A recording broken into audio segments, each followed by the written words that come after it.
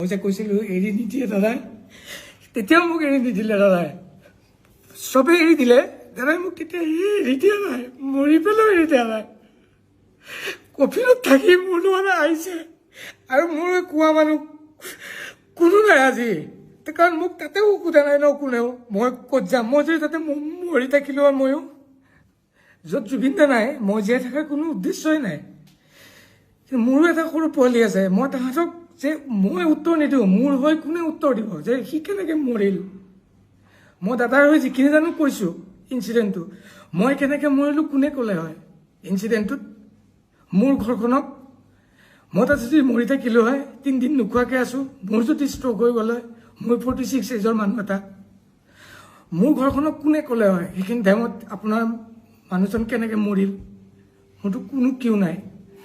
কিন্তু মই তেতিয়া ভাবিলোঁ দাদাই সদায় কয় মই আছোঁ নহয়, মোক বহুত দিন আগতে কৈছিল। মোৰ আজি দাদাৰ লগত নিয়েৰ এবাউট 16-17 বছৰৰ ৰিলেশ্যন, কিন্তু মই কোনো মেনেজমেণ্টত নাই, মই অকল মিউজিকতে আছোঁ। মই কোনো এক্টিঙত নাই, কোনো প্ৰমোশ্যনত নাই, কোনো ফুটবল খেলাত নাই, মোক কোনো দেখা নাপায় তাত। মই অকল ষ্টুডিঅ'ত থাকোঁ আৰু ষ্টেজত থাকোঁ, মই চাহটোৰ নিচিনাকৈ থাকোঁ তাত। বাকী মই দাদাই ক'ত যাব কি কৰিব, ক'ত ইনগ্ৰেশ্যন আছে, সেইটো মোৰ কাৰণে নহয়। য'ত মোক বিচাৰে মই তাত যাওঁ।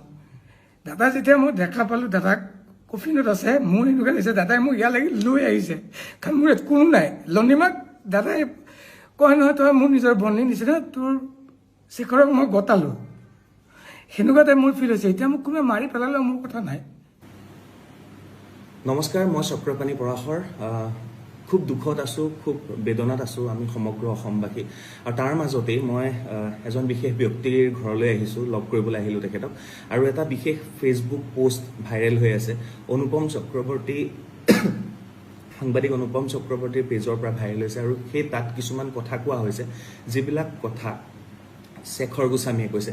আৰু বৰ্তমান সময়ত মই শেখৰ গোস্বামীক লগ কৰিবলৈ আহিছোঁ। মোৰ লগত আছে শেখৰ দা। শেখৰ দা নমস্কাৰ। সকলোৱে গম পাইছোঁ, সকলো কথা চলি আছে। মই কেইটামান কথা ডাইৰেক্ট আপোনাক সুধিবৰ বাবে আহিছোঁ। প্ৰথম কথা, এই যিটো আপোনাৰ পোষ্ট হোৱাটছএপত যিখিনি আপুনি কথা পাতিছিল, এইখিনি কাৰ লগত পাতিছিলে আপুনি? সেইটো আমাৰ আমাৰ ফেন ক্লাবৰ প্ৰেচিডেণ্ট জুবিন দা ফেন ক্লাবৰ, সি মেছেজ কৰিছিল। তাক সি কিবাকিবি সুধিলে, এনেকৈ সুধিলে আপুনি ক'ত? মই বোলো মোৰ ঘৰত। এনেকৈ কওঁতে সেনেকৈ কিবাকিবি কথা ওলাওঁতে কিবাকিবি কথা কৈ আছিল সি। মই এনেকৈ লিখি গৈছোঁ মই বহুত ডিষ্টাৰ্ব হৈ আছোঁ। ফাৰ্ষ্ট অফ অল মই আহি পেলাই মই না ঘৰত থাকিম না মই তাতে যাম, মই কি কৰিম। যাওঁতে সিদিনাখন একেলগে গৈ এতিয়া মই অকলে ইয়াতে ঘৰত সোমাইছোঁ যদি মই না খাব পাৰিছোঁ না শুব পাৰিছোঁ। দিলোঁ তাক মেছেজখিনি লিখি, সি কিবাকিবি সুধিছিল তাকো মই দিছিলোঁ। এইখিনি তাৰ লগত মোৰ পাৰ্চনেল মেছেজহে আছিল। এই পাৰ্চনেল মেছেজখিনি গৈ এতিয়া ৰাজহুৱা হ'ল, আৰু ৰাজহুৱা হোৱাৰ পিছত আমাৰ মনত প্ৰশ্ন উদয় হৈছে, এই জুবিন গাৰ্গৰ মৃত্যুত ক'ৰবাত ৰহস্য আছে নেকি, এনেধৰণৰ বহুত প্ৰশ্ন উদয় হৈছে। গতিকে সেই প্ৰশ্নখিনিকে মই শেখৰ গোস্বামীক সুধিব বিচাৰিছোঁ। মোৰ পোনপটীয়া প্ৰশ্ন শেখৰ দা, জুবিন দাৰ লগত আপোনালোক কেতিয়া ছিংগাপুৰলৈ গৈছিলে, কোন তাৰিখে? আমি 17 তাৰিখে ৰাতিপুৱা 8:30 বজাত ফ্লাইট আছিল ডাইৰেক্ট ইয়াৰ পৰা ছিংগাপুৰ জুক এয়াৰলাইন্স। ঘৰৰ পৰা মই 5:30 নে 6 বজাত ওলাই গ'লোঁ, যাই পেলাই তাতে পাইছোঁ। তাৰপিছত দাদা আহিছে, সেইদিনাখনে গৈছিলোঁ। আৰু তাত গৈ অনুষ্ঠান কোনদিনা আছিলে? তাত অনুষ্ঠান 20 তাৰিখে আছিল, 21 তাৰিখে আমাৰ ৰিটাৰ্ণ আছিলে। তাত গৈ পেলাই তাত কি হৈছিলে গোটেই ঘটনাটো ক'ব নেকি? আৰু মই জনামতে সেইদিনা আপোনালোক সাঁতুৰিছিলে, কোনোবাই কৈছে স্কুবা ডাইভিং হৈছিলে, কোনোবাই কৈছে সাঁতুৰিছিলে, কোনোবাই নাও লৈ গৈছিলে। প্ৰথম পৰ্যায়ত গোটেই কথাখিনি খেলি মেলি হৈ আছিলে। প্ৰপাৰ কথাখিনি শেখৰ দা আপোনাৰ মুখেৰে জানিব বিচাৰিছিলোঁ, সেইদিনা গোটেই ঘটনাটো কি হৈছিল, আপোনালোক ক'ত আছিল, কিয় তালৈ গ'ল, কি কাৰণে যাবলগীয়া হ'ল, আৰু কেইবাটাও প্ৰশ্ন মই গোটেইখিনি সুধিম আপোনাক। একচুৱেলি সেইখিনি প্ৰথম আৰম্ভ কৰিছোঁ। আমি গৈ তাতে হোটেল দুপৰীয়া 3টামান বজাত পালোঁগৈ, 3-3:30 বজাত। তাৰে টাইমত 3-3:30, আমাৰ ইয়াৰ টাইমত আগত হ'ব। তো পেন পেচিফিক বুলি আছিল হোটেলখন। আৰু তাৰ মই জনাত মানে আমি সোধোতে কৈছিলে তাৰ সন্মুখতে কনভেনশ্যন হল এটা আছিল, তাতেই প্ৰগ্ৰেমটো আছিল। আৰু প্ৰথম আমি 17 তাৰিখে গৈ পাইছোঁ, 17, 18, 19 আমাৰ প্ৰগ্ৰেম নাছিল, 20 তাৰিখে প্ৰগ্ৰেম আছিল। 21 তাৰিখে আমাৰ ৰিটাৰ্ণ। গৈ পোৱাৰ দিনা আমি ক'তো ওলাই যোৱা নাই, তাতে হোটেলতে থাকিলোঁ ভাত পানী খাই। পিছদিনাখন কোনোবা তাতে আমাৰ ইউনিভাৰ্ছ ষ্টুডিঅ' থাকে ন, কিবা যে এইবিলাক ষ্টান টান থাকে, তাতে আমাৰ লগত যোৱা বাকী দুজন এনেকৈ ফুৰিবলৈ গৈছিল। মই আগতেও জুবিন দা, বৌ, মই, আমি আমাৰ গোটেই টীম আগতেও যোৱা 7-8 বছৰ আগত এবাৰ গৈ আহিছোঁ ছিংগাপুৰ আছাম এছ'চিয়েশ্যনৰ অনুষ্ঠানত। সেইকাৰণে মোৰ এফালে দায়িত্ব আছিল, মই তাতে বেছিদিন আগত গম পোৱা নাছিলোঁ ছিংগাপুৰ যাম বুলি। ঘপককৈ প্ৰিপেয়াৰ হ'ব লগা হ'ল। তাৰপিছত মই প্ৰথমে গম পোৱা নাছিলোঁ মই অকলে যে যাম। দুদিনমান আগতেহে গম পাইছিলোঁ মই অকলে যাম।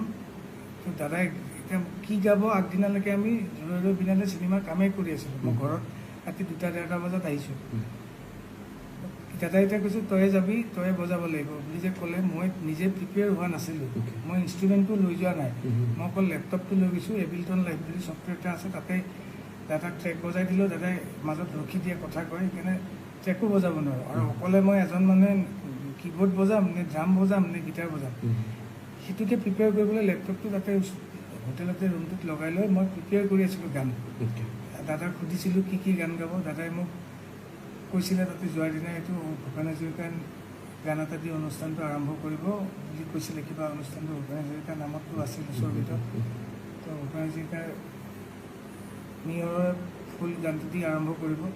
সেইটো গানৰ কাৰণে মই তাৰে লোকেল অসমীয়া মানুহ এজনৰ পৰা মই কীবৰ্ড এখন বিচাৰিছিলোঁ। তেওঁ আনি মোক হোটেলত দিছিল। হোটেলত মই কীবৰ্ডখন লৈ মই কৰ্ড লাইনখিনি ওলাই আছিলোঁ। আৰু দাদাক পাৰিলে, দাদা খোৱাৰ পৰা উঠিলে এবাৰ ৰুমলৈ আহিলে, দাদাক এবাৰ বহি পেলাই দুয়োটাই চাম, দাদাকো কৈ থৈছিলোঁ। দাদাই কৈছে হ'ব, তাতে আমি 3 দিন থাকিম নহয়, তাতে চাই ল'ম, হৈ যাব, বেছি গান গাব নালাগে, 2-3টা গান গাম। মই সেনেকৈ প্ৰিপেৰেশ্যন কৰি আছিলোঁ। কিন্তু আমাৰ সেইদিনাখন আমি ইভিনিং, মই প্ৰিপেৰেশ্যন কৰি ইভিনিং আমাৰ বাহিৰলৈ ডিনাৰ বুলি নহয়, বাহিৰলৈ আমি এনেই ফুৰিবলৈ ওলাই যোৱা নিচিনা হ'ল। ওচৰতে খোজকাঢ়ি ৱাকেবল। তাৰপিছত যাওঁতে তাতে ছাইডত ৰেষ্টুৰেণ্ট আছিল, তাতে ষ্টেজত গানো গাই থাকে, তাতে আমি বহিলোঁ। তাতে লেডি এগৰাকীয়ে গান গাই আছিলে, লেডিগৰাকী যিটো ভিডিঅ' ভাইৰেল হৈ আছে, তাতে গান গাই আছিলে। আমি তাতে বহিলোঁ। দাদাই খুব ভাল পালে। দাদাই যে নিজে তাত টেষ্ট অফ হেভেন্স গানটো গাইছিলে তাতে। দাদাই মোক নিজে কৈছিলে তই ভিডিঅ'টো কৰ। মই ভিডিঅ'টো দাদাই কোৱাৰ আগতে কৰিছিলোঁ। মানে দাদাই গান গাব গৈছে যিহেতু ভিডিঅ'টো মই কৰোঁ, চিন এটা থাকক। দাদাই কৈছে ভিডিঅ'টো যদি কৰিলি আৰু 2টামান ক্লিপ লৈ পেলাই অসমত কাৰোবাক দি দে আৰু চবকে বজাব দে, আৰু তলত লিখি দিব দিবি 31 অক্টোবৰ ৰৈ ৰৈ বিনালে ৰিলিজ হ'ব, সেইটো যাতে দিয়ে। মই তাৰপিছত দাদাই সেই মানুহজনীয়ে গান গোৱাৰ পিছত মানুহজনী নামিও আহিল, দাদাৰ লগত বহিছে। গোটেই এক্টিভিটিছখিনি মই এনেকৈ ভিডিঅ' লৈ প্ৰথম কাৰোবাক দিলোঁ। অতনু ভূঞাকো দিলোঁ,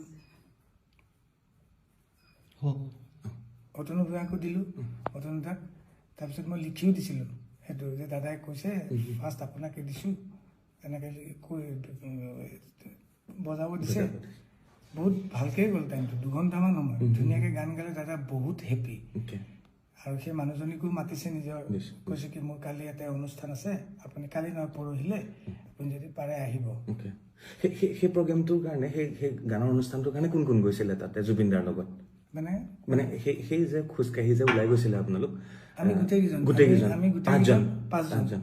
আমি জুবিন দা, মই, সিদ্ধাৰ্থ, সন্দীপন জুবিন দাৰ ব্ৰাদাৰ, কাজিন ব্ৰাদাৰ, আৰু আমাৰ লগত যোৱা ফিমেল ছিংগাৰ অমৃত প্ৰভা মহন্ত, আমি 4জন আছিলোঁ। আৰু আছাম এছ'চিয়েশ্যনৰ তন্ময় দা বুলি যোনজন, তেওঁলোক আছাম এছ'চিয়েশ্যনৰ, তেওঁ আমাৰ লগত গাইডত আছিলে।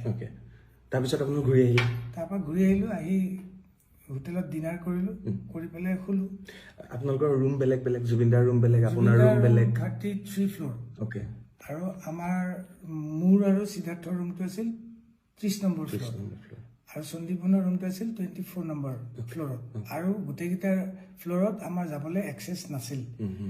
মই মোৰ কাৰ্ডখন দি অকল মোৰ ফ্ল'ৰতহে যাব পাৰোঁ, ডিনাৰলৈ আহিব পাৰোঁ আৰু ওপৰলৈ যাব পাৰোঁ, কিন্তু বাকী ফ্ল'ৰত এক্সেছ নাই। দাদাও আহিব নোৱাৰে, আমিও যাব নোৱাৰোঁ। কিন্তু পিছত তলত লগ হৈ আমি একেলগে নিজৰ ফ্ল'ৰত যাব পাৰোঁ, কিন্তু নিজে মন কৰিলে যাব নোৱাৰোঁ তাতে। তাৰপিছত আহি শুলোঁ। দাদা অকলে আছিলে তাত? দাদা অকলে আছিল। দাদা অকলে আছিল দাদাৰ ৰুমত, মোৰ লগত সিদ্ধাৰ্থ আছিল, সন্দীপন অকলে আছিল। এনেকৈ আহি ডিনাৰ কৰি শুলোঁ। খালি দাদাই কৈছিলে কাইলৈ আমাৰ প্লেন এটা আছে,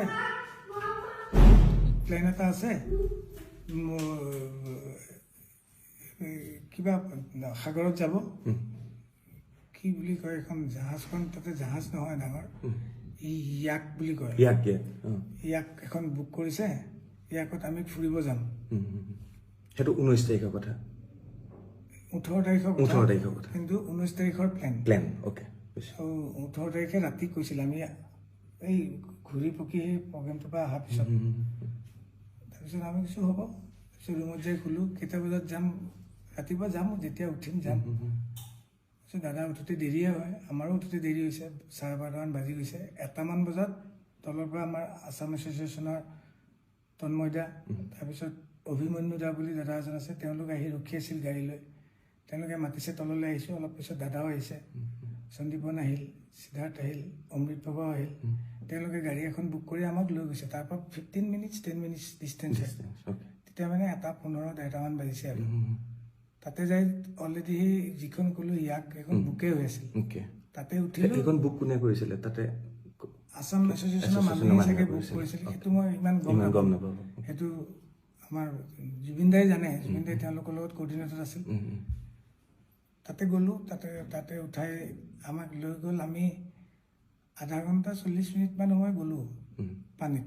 যাই পেলাই এটা জেগা থাকে, তাতে চবেই যাই পেলাই ইয়াকখন ৰাখি তাতে নামি পেলাই, তাতে কিছুমান পানীত এক্টিভিটি আছে, সাঁতুৰিব, কোনোবাই কিবা বোট চলাব, এইবিলাক চলাব পাৰে।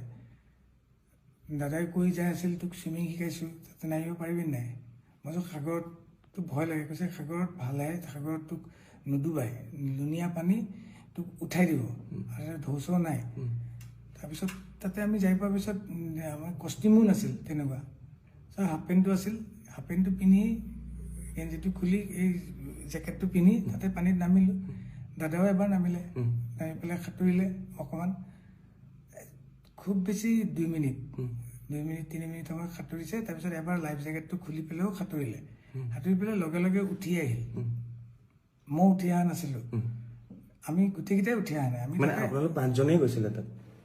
নহয়, তাতে আছাম এছ'চিয়েশ্যনৰ আৰু ইয়াৰ পৰা যোৱা 5জনেই আছিলে, আৰু আছাম এছ'চিয়েশ্যনৰ বাকীখিনি আছিল।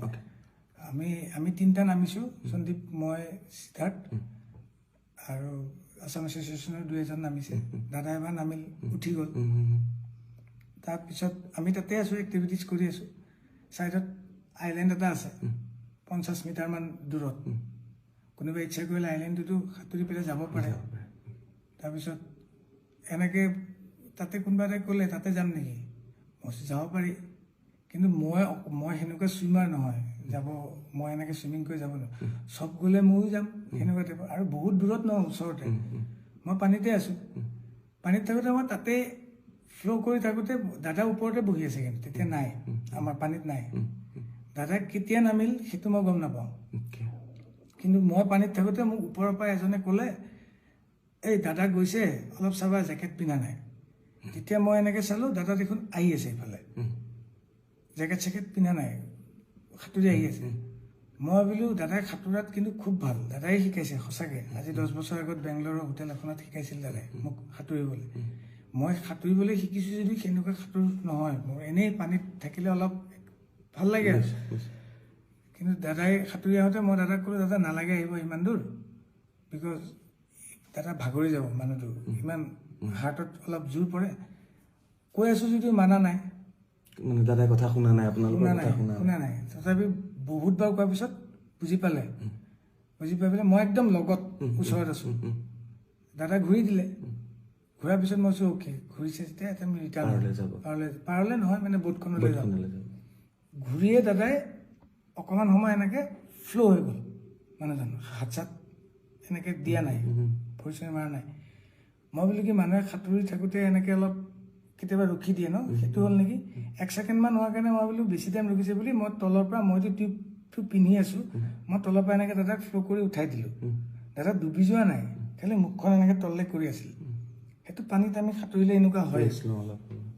মই উঠাই দিওঁতে দাদাই এনেকৈ দি পেলাই মুখেদি এনেকৈ বগা পানী আৰু নাকেদি বগা পানী অলপ ওলাই গ'ল ওলাই যাওঁতে মই ভয় খাই গ'লোঁ তাৰপিছত তেতিয়া দাদাই এনেকৈ চাইছেও চাই পেলাই বমি কৰি দিলে অকণমান বমিটোত অলপ বিয়েৰ গোন্ধাইছে বিয়েৰ খাইছিল অকণমান পৰ্ক এক পিচ খাইছিল ওপৰত তেওঁলোকে বনাই নিছিল সেই পৰ্ক পিচ টাইপ ওলোৱা নাই য়েল্ল' টাইপ ওলাইছে মই চাগে এতিয়া চাগে ক্লিয়াৰ হৈ যাব মানুহজনৰ কিবা এটা চৰচনি খোৱাৰ নিচিনা হ'ল চাগে পানীত পৰিলে যিটো হয়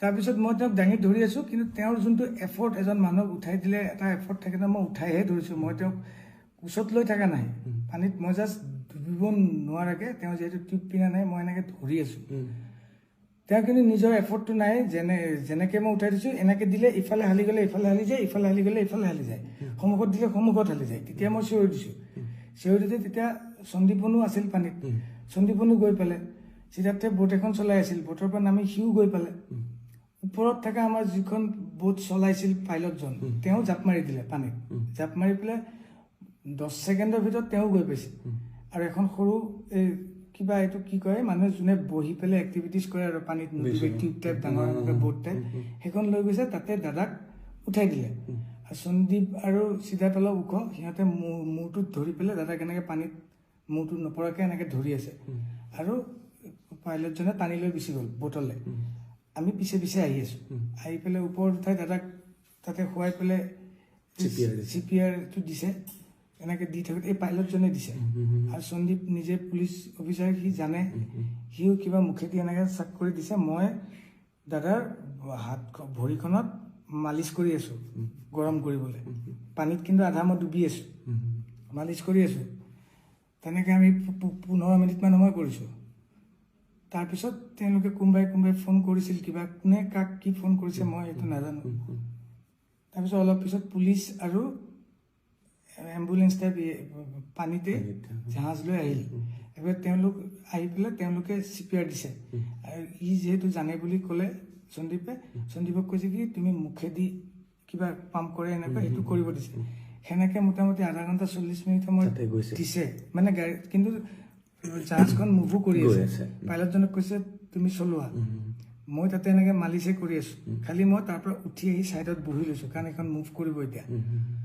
আৰু এনেকৈ আধা ঘণ্টামান আগতে আমি বেলেগ এটা পৰ্ট পালোহি আমি যোনটো পৰ্টৰ পৰা আহিছিলোঁ সেইটো পৰ্টলৈ অলপ দূৰ হয় সেইকাৰণে ওচৰৰ পৰ্ট এটাত আহিলোঁ ওচৰৰ পৰ্টত আহোঁতে অলৰেডি তেওঁলোকে মেডিকেলৰ কোনোবা মানুহ তাতে কৈ থৈছে টীম এটা ৰেডি হৈ আছিল অহাৰ লগে লগে আমাক পাৰ পোৱাৰ লগে লগে আমাক কৈছে আপোনালোক চব ছাইড হওক আমি চব ছাইড হ'লোঁ ছাইডত বেলেগ এখন মানুহ ৰখা বোট এখন আছে তাতে ৰখিব দিলে আমি তাতে নামিলোঁ তেওঁলোকে আহি পেলাই দাদাক CPR দিছে কিবা মেচিন চেচিন নমাইছে অক্সিজেন দিছে কিবা চেলাইন টেলাইন দিছে এবাৰ তাতেও আধা ঘণ্টা 40 মিনিট সময় তেওঁলোকে কৰি আছে তেতিয়াই মই দাদা আঙুলিটো এনেকৈ চাইছিলোঁ আঙুলিটো বুঢ়া আঙুলিটো মই ভৰিখন যে মালিচ কৰি আছিলোঁ বুঢ়া আঙুলিটো নীলা টাইপ হৈ গৈছে মই ভগৱানক খালি মাতি আছোঁ মহামৃত্যুঞ্জয় মন্ত্ৰ গাই আছোঁ মই বোলো কি নীলা কিয় হৈ আছে আঙুলিটো ৰঙা হ'ব লাগিব দাদাৰ উঠখন সদায় ৰঙা হৈ থাকে নীলা টাইপ হৈ গৈছে মই তেতিয়া ভাবিছোঁ নীলা কিয় হৈ গ'ল তেতিয়া মই নাৰ্ছজনীক সুধি আছোঁ তেওঁলোকক সুধিলে তেওঁলোকে ক'বলৈও মানে তেওঁলোকে ভালকৈ ইংলিছটোও নকয় কাৰণ তাতে মই কৈছোঁ পালছ আছে নে নাই তেওঁলোকে মোক এনেকৈ দেখাইছে আমাক কিন্তু যাব দিয়া নাই ছাইডত ৰখিব দিছে তাৰপিছত অলপ পিছত বেলেগ আৰু টীম আহিল পুলিচৰ এনেকুৱা এম্বুলেঞ্চ টাইপ এনেকুৱা মানুহে কিবা লৈ আহিছে দাদাক টানি নি তাহাঁতকে উঠাই গ'ল আমাক কৈছে আপোনালোক কোনো মুভ কৰিব নোৱাৰি ইয়াতে থাকক তেতিয়া লগত সিদ্ধাৰ্থ গৈছে এজনকহে যাব দিয়ে সিদ্ধাৰ্থ গৈছে তেওঁ যিহেতু আমাৰ মেনেজাৰ তেওঁৱে যাব তেওঁ কৈছে সন্দীপ মই অমৃত বাবা আমি বাকী 3টা যিকেইটা আছিলোঁ আমি ইয়াৰ পৰা যোৱা আৰু বাকী অসম এছ'চিয়েশ্যনৰ মানুহখিনি আমি তাতে থাকি গ'লোঁ আধা ঘণ্টা 40 মিনিটমান পিছত সিদ্ধাৰ্থে ফোন কৰি পেলাই বেলেগ এজনক কৈ পেলাই মোক সুধিছে মই ল'লোঁ মোক কৈছে জুবিন দা আৰু নাই তাৰপিছত আৰু আমি তাতে থাকি গ'লোঁ সেই যে আপুনি যেতিয়া উঠাই আনিছে ক'বলৈ গ'লে সেই নীলা যে হৈ গৈছিলে উঠখন আঙুলি এতিয়া ভাবিছোঁ যেতিয়া দাদা নীলা হৈ গৈছিল চাগে দাদা পানীৰ পৰা যেতিয়া উঠাই আনিলোঁ তেতিয়া জুবিনদাৰ প্ৰাণ গৈছে চাগে তেতিয়াই গৈছে বাকীখিনি এফৰ্ট যিখিনি দিছে সেইখিনিত চাগে নৰ্মেল মানুহ এজন নোহোৱালে ৰিকভাৰ কৰিলে হয় তেওঁ সেইটো ৰিকভাৰ কৰিব নোৱাৰিলে তাতে কিছু সময় গ'ল সেইকাৰণে এতিয়া 2 নম্বৰ কথা মই সুধিব লাগে এইখিনি প্ৰশ্ন সেইকাৰণে আপোনাক সুধিছোঁ তাতে এটা ভিডিঅ' ভাইৰেল হৈ আছে যেতিয়ালৈকে জুবিন দাই এখন কিবা উঠিবলৈ বিচাৰিছে তাৰপিছতে ভিডিঅ'টো সিমানতে কটা গৈছে তাৰ পিছৰ ভিডিঅ'খিনি নাই সেইখিনি ভিডিঅ' ক'ৰবাত কাৰোবাৰ লগত আছে নেকি সেইটো ভিডিঅ' তাৰে কোনোবা মানুহে কৰিছিল আমি তাতেতো পানীতে আছোঁ আমিতো ভিডিঅ' কৰা নাই প্ৰথমবাৰ যোনটো ভিডিঅ' মই চাইছোঁ এতিয়া ওলাইছে যে তাতে মানুহজন এনেকৈ ষ্টিফ হৈ পৰি গৈছে কোনোবাই কৈছে তেওঁ ষ্টিফ হৈ পৰি যোৱা নাই যোনটোত এনেকৈ উঠিব গৈছিল সেইটোত কোনো পানীৰ পৰা এনেকৈ ডাইৰেক্ট উঠিব নোৱাৰে তাত কাৰণ প্ৰেছাৰটো নাথাকে সেইটোত ধৰিলে এনেকৈ উল্টিয়ে যাব দাদা উল্টি গৈ পেলাই এনেকুৱাকৈ শুই যোৱা নিচিনা হ'ল শুই যাওঁতে মই কিন্তু পানীত নাই যদিও পানীত আছোঁ মই এখন অৰেঞ্জ কালাৰ তাতে মই বহি আছিলোঁ মই মানে দাদা যেতিয়া পানীত অকলে এক্টিভিটিজ কৰি আছে তেতিয়া মই বহি চাই আছোঁ বোলো মানুহজনে ক'ৰবাত মিষ্টেক হ'বও পাৰে কাৰণ সন্দীপ আৰু সিদ্ধাৰ্থ তেতিয়া পানীতে আছে দাদাৰ লগতে আছে তথাপি মই অবজাৰ্ভ কৰি আছোঁ কিবা ক'বও পাৰে কিবা মই দাদাকে চাওঁচোন দাদাই কি কৰে দাদাই যিহেতু মোক চুইমিং শিকাইছে দাদাই তেতিয়া কি কৈ আছিলে দাদাই তেতিয়া এনেকৈ শুই পেলাই কৈ আছে ইয়াতে নুডুবতো খুব ভাল লাগে শুই থাকিব পাৰি একদম এনেকৈ মানুহে ইয়াত ভাবিছে সেইখিনি টাইমত দাদাৰ কিবা হ'ল বুলি আচলতে মানে তাৰপিছত দাদা আকৌ মুভ হৈছে ভিডিঅ'টো কটা গৈছে দাদা মুভ হৈ চুইমিং কৰিছে চুইমিং কৰি জেকেটটো খুলিছে খুলি পেলাই 10 ছেকেণ্ডমান আকৌ সাঁতুৰি তেতিয়া সন্দীপন দাদাহঁতে একেলগে ফটো উঠিছে তাতে পানীতে ফটো উঠি দাদা আহি ওপৰত উঠিল বহিল দাদা ওপৰত উঠি তেতিয়া বহি আছে সেইটোৰো ভিডিঅ' তেওঁলোকৰ হাতত আছে দাদা যে ওপৰত আহিল বহিল তেওঁলোকৰ তাত নিশ্চয় থাকিব গোটেইখিনি যদি কৰিছে তাৰপিছত আমি কিন্তু পানীতে আছোঁ মই পানীত আছোঁ সন্দীপনো ওপৰত আহিছে দাদাৰ লগত তাৰ পিছৰবাৰ যেতিয়া দাদাই গ'ল তেতিয়া সন্দীপনো গৈছে আৰু আছাম এছ'চিয়েশ্যনৰ মানুহ এজনো লগত গৈছে কিন্তু দাদাই তেতিয়া জেকেট পিন্ধি যোৱা নাছিল তেতিয়া কিন্তু মই অলপ দূৰত আছোঁ পানীত ইফালে চাই থকা নাছিলোঁ এজনে কৈ দিলে মই তোমাক যে ক'লো এজনে কৈ দিলে যে দাদা জেকেটটো নিপিন্ধাকৈ গৈছে তেতিয়া মই চাইছোঁ দাদা জেকেট নিপিন্ধাকৈ আহিছে তেতিয়া মই দাদাক ৰিটাৰ্ণ কৰিবলৈ ট্ৰাই কৰি আছোঁ ৰিটাৰ্ণ কৰিছোঁ তাৰপিছতে দাদা ফ্লট হ'ল তাৰপিছত ঠাইত আনিলোৱে ইয়াৰ পিছত আৰু এটা প্ৰশ্ন আহে দাদাৰ চিজাৰ আছে সেই বেমাৰটো আছে আৰু দাদাক চাগে ডক্টৰেও বহুতবাৰ কৈছে যে পানী জুই এইবিলাকৰ পৰা আঁতৰি থাকিবৰ কাৰণে আপোনালোক দাদাৰ লগত থকা মানুহ সিদ্ধাৰ্থ হওক আপুনি হওক কিয় এবাৰো মানা নকৰিলে আপোনালোকে এই প্ৰশ্নটো বাৰে বাৰে ছ'চিয়েল মিডিয়াত সুধি আছে বাৰে বাৰে আপোনালোকক প্ৰশ্ন কৰি আছে কি কাৰণে এবাৰো নক'লে যে আৰু এই গোটেই প্লেনিংটো কি কাৰণেনো যাবলগীয়া হ'ল তাত ইয়াত আপুনি এবাৰো মানা কৰা নাছিলে মানা কৰা মানে মই সেইটো মোৰ যিটো কামৰ কাৰণে গৈছোঁ আৰু মই এজন মিউজিচিয়ান জুবিন দাৰ ৰেকৰ্ডিষ্ট যোনে জানে মোক গম পায় বাকী প্ৰগ্ৰেমতো মোক যোনে দেখে মই অকল গানটো দাদাক ৰেডি কৰি দিওঁ মই ষ্টেজত বজাওঁ ষ্টুডিঅ'ত ৰেকৰ্ডিং কৰোঁ গানখিনি বাকী আমাৰ এটা মেনেজমেণ্ট টীম আছে মেনেজমেণ্ট টীমে আমাক যদি কয় আজি অমুকত যাব লাগিব ইমান বজাত প্ৰগ্ৰেম আছে আপোনাক অমুক হোটেল দিয়া হৈছে আমি আজি অমুকত ডিনাৰ কৰিম আমি অমুকত লাঞ্চ কৰিম আমি অমুকত যাম ফুৰিব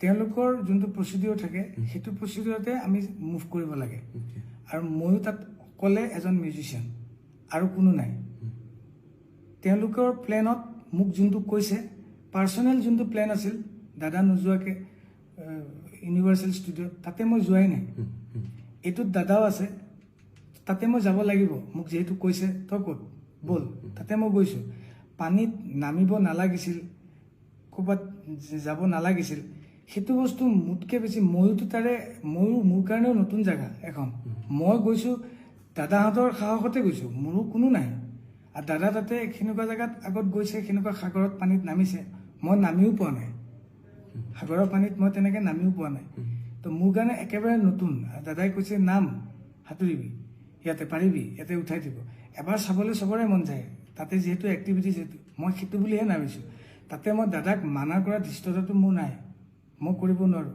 সেইটো এটা দাদাক যোনে সদায় সেই বস্তুখিনি চাই মই অকল গানৰ মিউজিকৰ বস্তুখিনি চাওঁ যোনে জানে মোৰ তাতকৈ ওপৰত ষ্টুডিঅ'ত দাদা গান গোৱা আৰু ষ্টেজত দাদা গান গাওঁতে গানটো কি গাব মই দেখাই নিদিওঁ দাদাক কোনটো গান গাব দাদাই যদি কয় এইটো গান গাম মই তাৰ লিৰিক্সটোহে ওলাই দিওঁ পিছফালে বজাওঁ আৰু মোৰ একো এক্টিভিটিজ নাই এই জুবিন দাৰ লগত যে দুজন চৰকাৰী চিকিউৰিটি আছে তেওঁলোক যোৱা নাছিলে হয় নাই যোৱা তেওঁলোক যোৱা নাই এইটো মেনেজমেণ্টেও লৈ নাযায় ক'তো লৈ নাযায় মানে অসমৰ বাহিৰত গ'লে ক'তো লৈ নাযায় নেকি অসমৰ বাহিৰত গ'লে তেওঁলোক অকল অসমতে নেকি অসমতে নেকি বাহিৰত সেনেকে যাব না কেতিয়াবা যায় আমি কলিকতা প্ৰগ্ৰেম কৰিব গ'লে বহুত দিন বৰাদা গৈছে এনেকে আগত বহুতে থাকোঁতে গৈছিল কিন্তু এইটোত কিয় নগ'ল কি হ'ল সেইটোত মানে মই সঁচাকে একেবাৰে নাজানো সেইটো মানে মোৰ মূৰৰ বাহিৰৰ কথা সেইটো মানে মই তেওঁলোক আচলতে জুবিনদাৰ এমপ্লয়ী নে গভৰ্ণমেণ্টৰ এমপ্লয়ী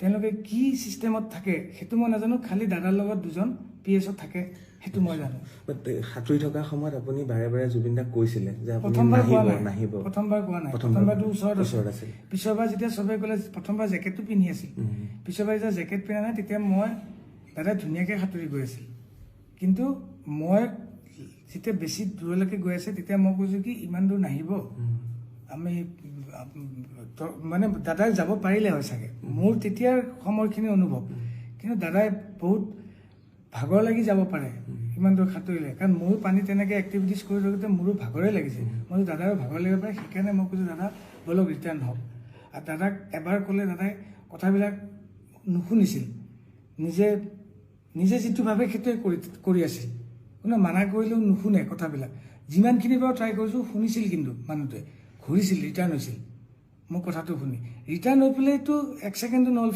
ফ্ল' হৈ গ'ল তেতিয়া মই ধৰি পেলাই উঠা তাৰপিছততো মই চিঞৰি দিলোঁ ইহঁত আহিল চবেই আছে তেতিয়া উঠাই দিলোঁ তাৰপিছতেতো হ'ল কথাটো সেইখিনিয়ে কথা শুনিবলৈও ভয় লাগিছে মোৰ মানে আপুনি যেনেকৈ কৈ গৈ আছে ভাবিয়ে ভয় লাগিছে প্ৰথম কথা তাৰপিছত আপোনালোকক পুলিচৰ এটা যিটো প্ৰক্ৰিয়া সেইটো হ'ল তাৰপিছতে আপুনিও জুবিনদাৰ লগত একেলগে আহিলে সেই কাহিনীখিনি আপুনি ক'ব লাগিব আমাক তাৰপিছত তাতে মোটামুটি 10-12 ঘণ্টা বেছিয়ে হ'ব ইমানখিনি সময় আমাক কাষ্টাডিত ৰাখিছে তেওঁলোকে যোনটো পৰ্টৰ পৰা আহিছিলোঁ তালৈ আমাক লৈ গৈছে আমাক একো বস্তু লাৰিবও দিয়া নাই তেওঁলোকৰ ফৰেনচিক মানুহ আহিছে নাৰ্কটিক্সৰ মানুহ আহিছে তাতে ড্ৰিংকছৰ বটল বিয়েৰৰ বটল যি য'ত পাইছে খোৱা ফুডছ এভৰিথিং তেওঁলোকে কালেক্ট কৰিছে আমাক লৈ গৈছে এটা ছিংগল ৰুমত আমাক স্পষ্টীকৰণ লৈছে কি হ'ল কাহিনীটো আপোনাক যেনেকৈ ক'লোঁ তেনেকৈ সুধিছে তাত যেনেকৈ কৈছে পুলিচক মোৰ যদি ৰিপৰ্টটো তাৰ পৰা ইয়াতে পঠাবই তেওঁলোকে পুলিচ ৰিপৰ্ট এটা পঠাই নহয় মোৰ স্পষ্টীকৰণটো তাতে এইখিনিয়ে আছে খালি একজেক্ট টাইমটো গোটেই খেলি মেলি টাইমটো মানে ইয়াত এটা টাইম তাত এটা টাইম তাৰ টাইমত আমি এতিয়া তাত উঠা ফটোখনত চাব লাগিব কোনটো টাইম আছিল সেইটো টাইম মতে ক'ব লাগিব তেওঁলোকে প্ৰপাৰ টাইমটো গম পাব তাৰপিছত আমাৰ কাৰণে গোটেইখিনি সুধি 12-15 ঘণ্টা তাৰপিছত তাতে জেৰা কৰাৰ পিছত তাৰপিছত আমাক দাদাই কি মেডিচিন খায় মোক সোধা কুৱেশ্যনটো মোক যোনটো কুৱেশ্যন সুধিছে মই নাজানো সিদ্ধাৰ্থক কোনটো কুৱেশ্যন সুধিছে সন্দীপনক কোনটো কুৱেশ্যন সুধিছে অমিত প্ৰভাক কোনটো কুৱেশ্যন সুধিছে বাকীখিনি মানুহক কি কুৱেশ্যন সুধিছে মোক সোধা মানুহজনে মোক সুধিছে তেওঁ সোধা মানুহজনে তেওঁক সুধিছে মোক সুধিছিল জুবিনদাই ড্ৰিংকছ লয় নেকি মই কৈছোঁ লয় তাৰপিছত কৈছে জুবিনদাই ড্ৰাগছ লয় নেকি মই কৈছোঁ নলয় স্মোক কৰে নেকি মই কৈছোঁ নকৰে তেওঁ বেয়া পায় তেওঁ কিবা মেডিচিন লয় নেকি তেওঁৰ বেমাৰৰ মই কৈছোঁ মেডিচিন লয় কি মেডিচিন লয় মই কৈছোঁ মই সেইটো নাজানো খালি জানো মেডিচিন লয় তেওঁৰ কিবা আগত হিষ্ট্ৰী আছে নেকি মই কৈছোঁ চিজাৰ আছিল চিজাৰ আছে 5 টাইমছ মান হৈ গৈছে চিজাৰ 2017-18 মানৰ পৰা আছে পাছ এইখিনি তাৰপিছত আৰু গোটেই কাহিনীটো এনেকৈ সুধিছে সেইখিনি ভিত্তিত তেওঁলোকে আমাক হোটেলত লৈ গৈ হোটেলত দাদা থকা ৰুমটো টোটেল নাৰ্কটিক্সে চেক কৰিছে কৈ পেলাই তাতে যি মেডিচিন পাইছে সেই মেডিচিনখিনি তেওঁলোকে লৈ আহিছে আহি পেলাই তেওঁলোকে ৰিপৰ্টত নিশ্চয় লিখিব আৰু সেই মেডিচিনটো কি মেডিচিন খায় কোনটো মেডিচিন কিহৰ খায় সেইটো মই নাজানো একেবাৰে সঁচাকৈ ভগৱানৰ শপত মই একেবাৰে নাজানো সেইটো চাগে আমাৰ মেনেজমেণ্টে গম পাব কি ঔষধ খায় কি ক্ৰাইটেৰিয়া থাকে দাদাৰ কোন PSO যাব লাগে কোন চিকিউৰিটি যাব লাগে ক'ত যাব লাগে ক'ত যাব নালাগে মোক য'ত ক'ব মোক বুলি নহয় আমাৰ নিচিনা আৰু আমি 8-10টা এটা টীম থাকে আমাৰ ইয়াত অসমত প্ৰগ্ৰেম কৰিলে বা কলিকতাত প্ৰগ্ৰেম কৰিলে আমি সদায় মেনেজমেণ্টকহে ফ'ল' কৰোঁ আমাক মেনেজমেণ্টে যদি কয় অমুকত যাব লাগিব আপোনালোকৰ হোটেল অমুকত আপোনালোকৰ থকাটো অমুকত আপোনাৰ খোৱাটো অমুকত আজি অমুকত যাম আজি ইমান বজাত চাউণ্ড চেক ইমান বজাত ষ্টেজ আমি সেইখিনিতহে ফ'কাছত থাকোঁ বাকী দাদাক যদি কোনোবা এজন মানুহে লৈ যায় মিটিং কৰে কনফাৰেঞ্চ কৰে তাতে আমাৰ যোৱাটো কম্পালচৰি নহয় বা আমাক যাব নিদিয়ে যদি দাদাই বিচাৰে পাৰ্চনেলি কাৰোবাক যে মোক এতিয়া শেখৰক লাগিব মই গান গাম তেতিয়া মোক তাৰ মানুহে যদি কয় যে আপুনি শেখৰ নেকি শেখৰ কোন মাতিছে তেতিয়া মই যাই তাতে এটেণ্ড হ'ম তাৰ আগত মই সোমাবও নোৱাৰোঁ মই যাবও নোৱাৰোঁ তাৰপিছত দাদাৰ নশ্বৰ দেহটো কেনেকৈ তাত তাৰপিছত হস্পিটেলত তাৰপিছত আপুনি কেনেকৈ আহি দাদাৰ লগত একেলগে যিহেতু আপুনি গুৱাহাটী পালে হস্পিটেলৰ পৰা যিহেতু ৰিজাল্টটো দিলে তাৰপিছত এতিয়া তাতে এক্সামিন হ'ব কিন্তু হেৰি পোষ্টমৰ্টম কৰাৰ কথা নাছিল আমাক তাতে গোটেই চেক কৰাৰ পিছত জেৰা কৰাৰ পিছত কিবা ৰিপৰ্ট এটা ওলাইছে তেওঁলোকে NOC দিব লাগিব নহ'লে আমাক তাতে কিবা যদি ছাছপিচিয়াছ পালে হয় তেওঁলোকে তাৰ পৰা NOC নিদিয়ে ছিংগাপুৰ গভৰ্ণমেণ্টে মই জানাত তাৰপিছত তেওঁলোকে NOC দিলে দিয়াৰ পিছত এতিয়া আমি বডিটো মানে দাদাক আমি ৰিচিভ কৰিব লাগিব সেইটো আমি কফিনত লৈ ৰিচিভ কৰিব লাগিব কফিনটো ক'ত কিনিছে কোনে হস্পিটেলতে আমি চিলেক্ট কৰিছোঁ আমাক কৈছে যে গাড়ীখন কি হ'ব লাগিব আমি হিন্দু গাড়ী বুলিয়ে কৈছিলোঁ সিদ্ধাৰ্থে কৈছিলে আৰু কফিনটো কি কালাৰ হ'ব সিদ্ধাৰ্থে মোক কৈছে কোনটো কালাৰ হ'লে ভাল হ'ব চাওক দাদাই কফি কালাৰটো ভাল পায় কফি কালাৰে কফিন এটা তাতে বুক কৰিছিলোঁ আৰু কেছকেট কোম্পানী বুলি এটা কোম্পানী আছে তেওঁলোকে আমাক আহি দিল্লীত ইণ্ডিয়ান এম্বেচিক চমজাই দিব আৰু আমাৰো মই জানাত তেতিয়া তাৰে এম্বেচিৰ মানুহ আহি পেলাই কৈছে আপোনালোকৰ টিকেটটো আমাৰ এম্বেচি ফালৰ পৰা হ'ব তাৰপিছত আমি তাতে দাদাক লৈ পেলাই তেওঁলোকে গাড়ীখনত উঠাই ল'লে তাৰপিছত আমাক কিন্তু আৰু ওচৰত যাব দিয়া নাই আমাক ডাইৰেক্ট কৈছে আপোনালোকে ইমান টাইমত এয়াৰপৰ্টত আহিব এয়াৰপৰ্টত আমি আপোনালোকক লগ ধৰিম দিল্লীতহে আপোনালোকক গতাম তাৰপিছত আমি আহি আকৌ এয়াৰপৰ্টত ৰখিছোঁ এয়াৰপৰ্টত তেওঁলোকে দাদাক উঠাইছে আমাকো উঠালে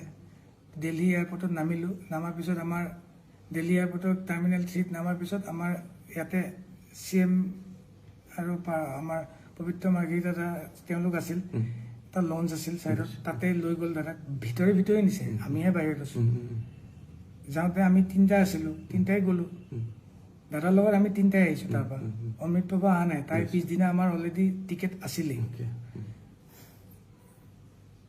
তাৰপিছত আমি তাতে ৰখিলোঁ তাৰপিছত CM দাদাকটো ভিতৰত লৈ গ'ল তেতিয়া ভিতৰৰ পৰা মানুহ এজনে আহি সুধিছে সন্দীপন গাৰ্গ কোন সন্দীপন গাৰ্গ দাদাৰ কাজিন ব্ৰাদাৰ সি কৈছে কি মই আপুনি ভিতৰত যাওক ময়ো গ'লোঁ লগত মোক কৈছে কি আপুনি যাব নোৱাৰে আপুনি কোন মই শেখৰজ্যোতি গোস্বামী কৈছে না আপোনাৰ নাম নাই ইয়াত অকল 1 man allowed মই হ'ব ৰখো তাৰপিছত বাহিৰতে ৰখি থাকিলোঁ CM আহিল CM সোমাই গ'ল তাৰপিছত পবিত্ৰতাক চিঞৰি পেলাই মই মাতিছিলোঁ পবিত্ৰতা মই কি কৰিম মই ক'ত যাম মোক পবিত্ৰতাই অলপ ৰখি পেলাই মোক ক'লে কি তই আছাম ভৱন যা তাতে থাক পিছত কথা পাতিম মই আছাম ভৱন যাম তাৰপিছত মই কেতিয়া ঘৰত যাম মইতো দাদাৰ লগত আহিছোঁ মইতো দাদাৰ লগত যাব লাগিব আজিলৈকে য'ত গৈছোঁ বাহিৰত মই লণ্ডন গৈছোঁ মই ডুবাই গৈছোঁ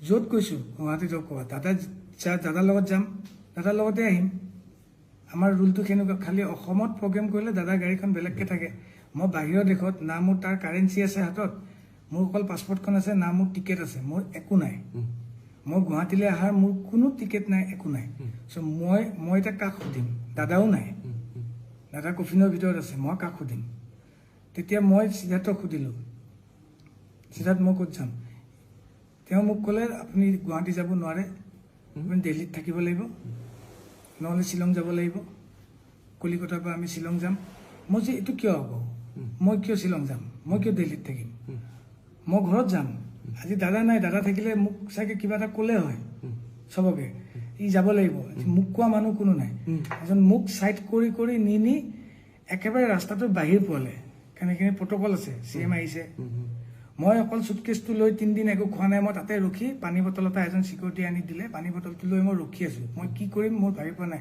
মোবাইলত 2% চাৰ্জ আছে আৰু মোৰ হাতত কাৰেঞ্চি নাই মই বোলো মই দিল্লীত নাথাকোঁ আৰু মই শ্বিলং নাযাওঁ মোৰ যিয়ে হ'ব মই গুৱাহাটীত যাম মোৰ এটা সৰু 4 বছৰীয়া পোৱালি আছে মোৰ এজনী ঘৈণী আছে মোৰ মা আছে বিধৱা মা আৰু মোক বচাব পৰা মানুহ ইয়াত কোনো নাই মোক যে কোনোবাই পিক আপ কৰিব মোক গুৱাহাটীৰ পৰা কোনো এটা কল কৰা নাই কোনো এটা মেছেজ কৰা নাই কোনো একো কোঅৰ্ডিনেশ্যন কৰা নাই সিদ্ধাৰ্থে কথা পাতি আছে গুৱাহাটীৰ কাৰোবাৰ লগত কথা পাতি আছে কিন্তু মোৰ লগত কোনো পতা নাই মই পাৰফেক্ট সঁচা ৰিজাল্টটো মই পোৱা নাই আচলতে মই কিয় যাব নালাগে গুৱাহাটী মই কেতিয়া যাম মোক ইফালে ঘৰৰ পৰা মিছেছে মোক মেছেজ কৰি আছে তুমি ক'ত কেতিয়া আহিবা কি হ'ল মই কি ক'ম তাৰপিছত মোৰ মানস দাই মোক ফোন কৰিলে মানস ভাগৱতী ইণ্ডিপেণ্ডেণ্ট ফোন কৰি মানস দাক মই কানি ক'লোঁ তেতিয়া মই ইয়াতে আছোঁ মই একো চিনি নাপাওঁ মই এতিয়া টাৰ্মিনেলতো ভিতৰতো নাই বাহিৰত আছোঁ লঞ্চ এটাত লঞ্চৰ ভিতৰতো নহয় ৰাস্তাত আছোঁ মোৰ না টিকেট আছে না মোৰ হাতত পইচা আছে মই দাদাকতো পঠাই দিলোঁ মই এতিয়া ক'ত যাম তেতিয়া তেওঁলোকে মোক কৈছে তই আহিব লাগিব গুৱাহাটী তোক টিকেট কাটি দিওঁ তেওঁলোকে মোক এয়াৰ ইণ্ডিয়া ফ্লাইটৰ টিকেট এটা কাটি দিলে 20 মিনিটমানৰ ভিতৰত মোৰ হাতত টিকেটটো আহোঁতে মই সিদ্ধাৰ্থক ক'লোঁ সিদ্ধাৰ্থ মই কাকো চিনি নাপাওঁ মই এতিয়া গুৱাহাটী যাম মই দাদাকটো পঠালোৱে দাদাকটো লৈ গ'ল মই পিছৰ ফ্লাইটখনত হ'লেও মই এতিয়া যিখন ফ্লাইট দিছে সেইখন ফ্লাইটত মই গুৱাহাটী যাম মোক যিয়ে হওক মই যামেই সি কৈছে আপুনি যি কৰে মই নাযাওঁ মই দিল্লীত থাকিম মই যেতিয়া তাক এৰি পেলাই মই অকলে যাই টাৰ্মিনেল 3ত সোমাই পেলাই মোৰ 4:25 ফ্লাইট আছিল বৰ্ডিং মই 2:30 বজাৰ ভিতৰতে যাই পেলাই মই 28 নম্বৰ গেট আছিল তাতে যাই বহি আছোঁ তাৰপিছত ফ্লাইট লেণ্ড কৰিলে আমাক টাইম হ'ল আমি সোমাই পেলাই মই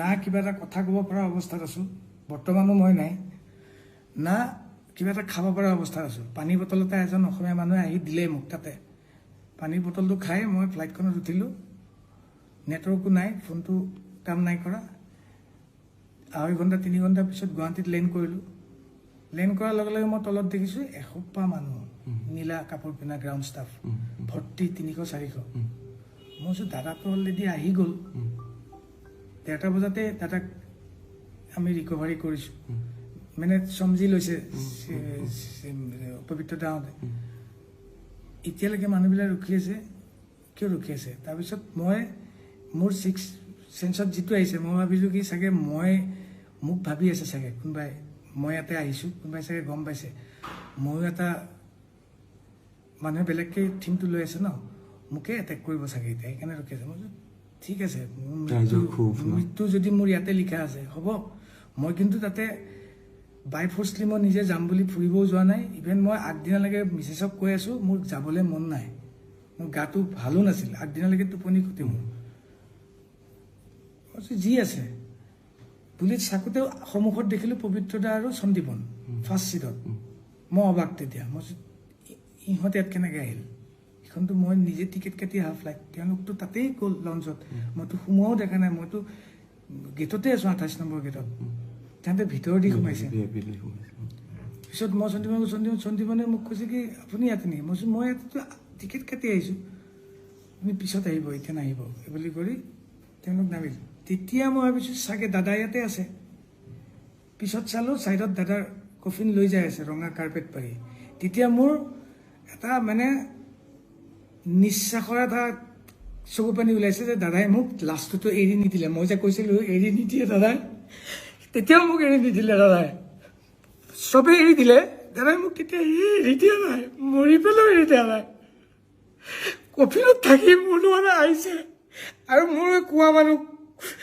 কোনো নাই আজি কাৰণ মোক তাতেও সোধা নাই ন কোনেও মই ক'ত যাম মই যদি তাতে মৰি থাকিলোঁ আৰু ময়ো য'ত জুবিন দা নাই মই জীয়াই থকাৰ কোনো উদ্দেশ্যই নাই মোৰো এটা সৰু পোৱালি আছে মই তাহাঁতক যে মই উত্তৰ নিদিওঁ মোৰ হৈ কোনে উত্তৰ দিব যে সি কেনেকৈ মৰিল মই দাদাৰ হৈ যিখিনি জানো কৈছোঁ ইঞ্চিডেণ্টটো মই কেনেকৈ মৰিলোঁ কোনে ক'লে হয় ইঞ্চিডেণ্টটোত মোৰ ঘৰখনত মই তাত যদি মৰি থাকিলোঁ হয় 3 দিন নোখোৱাকৈ আছোঁ মোৰ যদি ষ্ট্ৰক হৈ গ'ল হয় মই 46 এজৰ মানুহ এটা মোৰ ঘৰখনক কোনে ক'লে হয় সেইখিনি টাইমত আপোনাৰ মানুহজন কেনেকৈ মৰিল মোৰতো কোনো কিয় নাই কিন্তু মই তেতিয়া ভাবিলোঁ দাদাই সদায় কয় মই আছোঁ নহয় মোক বহুত দিন আগতে কৈছিল মোৰ আজি দাদাৰ লগত নিয়েৰ এবাউট 16-17 বছৰৰ ৰিলেশ্যন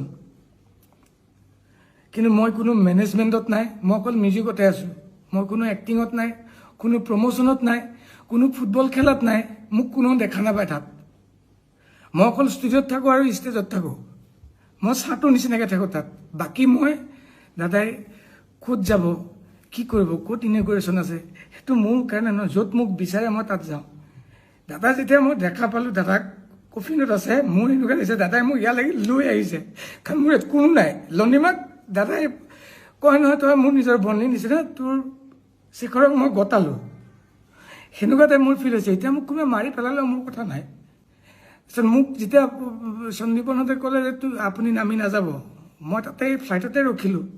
কিন্তু ফ্লাইটৰ এটা ছিষ্টেম থাকে, এয়াৰ হোষ্টেছে কৈ আছে ইউ আৰ লাষ্ট পেচেঞ্জাৰ, আপুনি বাহিৰত যাব লাগিব।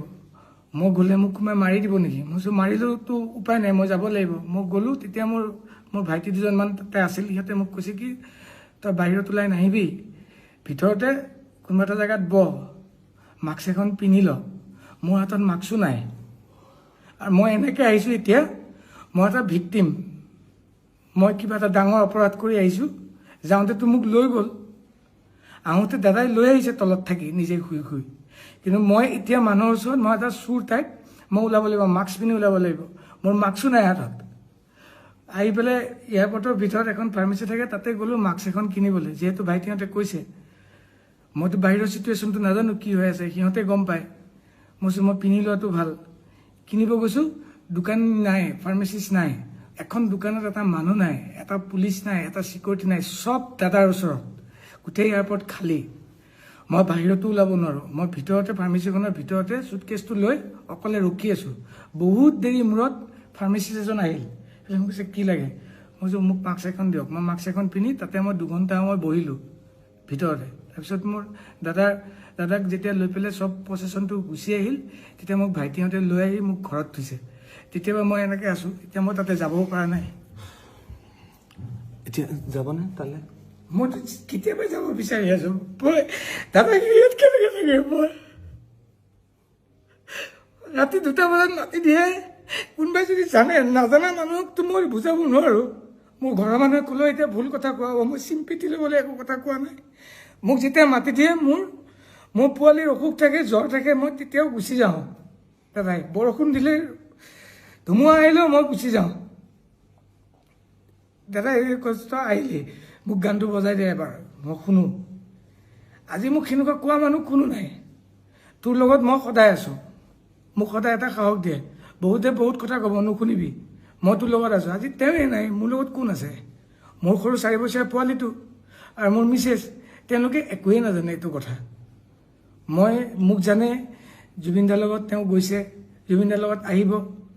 আজি যদি মই ইমান জাৰ্ণি কৰিছোঁ, ৰাস্তাত যদি কোনোবা দিনা মোৰ এক্সিডেণ্ট হৈ মোৰ মাজত এক্সিডেণ্টটো হৈছিল। আমি পাঠশালা প্ৰগ্ৰেম যাওঁতে গাড়ীখন মৰিবলৈ ওলাইছিলোঁ। তেতিয়াওতো মোৰ ঘৰৰ মানুহে ইয়াতেই আছে ন। সেনেকেই প্ৰগ্ৰেমো কৰিছোঁ, কিন্তু মোৰ যোনটো ডিউটি মই সেইটো কৰিছোঁ। মোৰ দেউতা ঢুকাইছে, 3 দিনৰ দিনা দাদাৰ প্ৰগ্ৰেম আছিল, তাতো লৈ গৈছে, মই তাতো গৈছোঁ। আৰু মোৰ একো নাই কৰিবলৈ। এতিয়াতো মোৰ একোৱেই নাই। এতিয়া মই তাতো বোলে যাব নোৱাৰোঁ। মোৰ চিটনিং আছে, মোক কোনোবাই মাৰিব, মই বোলে ভিক্টিম। মোক চবে কৈছে তই নাযাবি, নোলাবি। মই ঘৰৰ পৰা দৰ্জাখন খুলি বাহিৰত যাব নোৱাৰোঁ। তেতিয়া পিকুৱে মোক যেতিয়া মেছেজ দিছিল, তেতিয়া মই তাক মোক ক'ব লগাখিনি মই তাক ভাই বুলি মই তাক মেছেজত ৰিপ্লাই দি আছিলোঁ। মই নাজানো এইটো ভুল হ'ল, শুদ্ধ হ'ল, মই একো নাজানো। মই কাক ক'ম? মই চোৰৰ নিচিনা ৰুমৰ ভিতৰত সোমাই থাকিব মই নোৱাৰোঁ। দাদাৰ চব হৈ যাব অন্ত্যেষ্টিক্ৰিয়া, মই তাৰপিছত মানুহৰ ওচৰত যাম। মই কি বুলি লৈ যাম? মই কাৰ ওচৰত যাম? মোক কোনে একচেপ্ট কৰিব? তাৰপিছত মোকতো কোনে একচেপ্ট নকৰে। মই এতিয়া কি কৰিম? মই এতিয়া আপোনালোকৰ থ্ৰুদি মই অসমৰ ৰাইজক সুধোঁ, মই কি কৰিব লাগিব এতিয়া? মই এতিয়া অসমৰ ৰাইজক ক'লোঁ এইটো কথা যে প্ৰত্যেকখন বিহু মঞ্চ, প্ৰত্যেকটো অনুষ্ঠান জুবিন গাৰ্গৰ কাষতে ড্ৰাম, কীবৰ্ড, এই সকলোবিলাক বাদ্যযন্ত্ৰ বজাই পেলাই থকা মানুহজনে হৈছে শেখৰ গোস্বামী। শেখৰ গোস্বামী এতিয়া আহি ঘৰত এনেকৈ সোমাই থাকিবলগীয়া হৈছে। যিজন শেখৰ গোস্বামীয়ে পিতৃ ঢুকোৱাৰ পিছতো 3 দিনৰ পিছতে জুবিন গাৰ্গৰ লগত গৈ পেলাই তেখেত সংগত কৰিছিলে। যিজন শেখৰ গোস্বামীয়ে এক্সিডেণ্ট প্ৰগ্ৰেম কৰিবলৈ যাওঁতে গাড়ী এক্সিডেণ্ট হওঁতে হাতত বেণ্ডেজ লৈ আকৌ গৈছিলে প্ৰগ্ৰেম কৰিবলৈ, সেইজন শেখৰ গোস্বামী জুবিন গাৰ্গৰ লগত ছিংগাপুৰলৈ গৈছিলে। তাৰ পৰা আহিলে, কি হ'ল গোটেই কথাখিনি তেওঁ ক'লে। আৰু ইয়াৰ পিছত এতিয়া তেওঁ ঘৰতেই সোমাই আছে। কাৰণ এটাই যে জুবিনদাৰ অনুৰাগীয়ে বাৰে বাৰে প্ৰশ্ন কৰি আছে, কিয় শেখৰ গোস্বামী ডাঙৰীয়া, সিদ্ধাৰ্থ আৰু তেওঁৰ লগত যোৱা আটাইকেইজনে কিয়নো এবাৰলৈও জুবিন গাৰ্গক পানীলৈ যাবলৈ মানা নকৰিলে। কিন্তু বাৰে বাৰে কৈছিলে শেখৰ গোস্বামীয়ে যে মানা কৰিছিলে, জুবিনদাই নুশুনিলে, গুচি গ'ল। ভিডিঅ'টো আগবঢ়ালোঁ আপোনালোকৰ বাবে, কাৰণ শেখৰদাৰ লগত ঘনিষ্ঠতা এটা আছিল, জুবিনদাৰ লগত যেনেকৈ আছিল। মই তেওঁক ক'লোঁ, সুধিলোঁ আপোনাৰ কিবা ক'বলগীয়া আছে নেকি, কওক। সেইটো মোৰ দায়িত্ব এজ এ সাংবাদিক হিচাপে, আৰু এই কথাখিনি আপোনালোকলৈ আগবঢ়ালোঁ। কিবা যদি ভুল ভ্ৰান্তি হৈছে তেতিয়াহ'লে আপোনালোকে কমেণ্ট কৰক আৰু কি কৰিব লাগে শেখৰ গোস্বামীয়ে কমেণ্টতে আপোনালোকে জনাব বুলি আশা কৰিছোঁ। ধন্যবাদ।